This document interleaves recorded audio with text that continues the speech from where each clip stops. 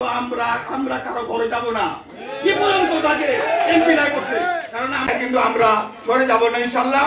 এই ফর্ম রেখে এই কি রেখে আমি মাটি মানুষের সর্বস্তরের নেতা বক্সিগঞ্জ পৌর বিএনপির সাবেক আহ্বায়ক আমি আমার জনসাধারণ খেটে খাওয়া মানুষ উপস্থিত আছেন।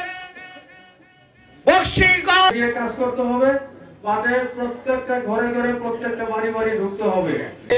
এই অনুরোধ জানাবো এবং আমি আজকে সবার 1978 সনে আমরা দাড়ি কমা শিখেছি। আমি এইটুকুই বললাম, কার কে প্রার্থী উনি এই ঘোষণা দিবেন, তা আমরা আশা করি। আছেন 7 ইউনিয়নের সাধারণ জনগণ, নেতৃবৃন্দ, আপনারা যারা প্রবীণ লোক আছে তারা জানাচ্ছি অন্ধকার আমরা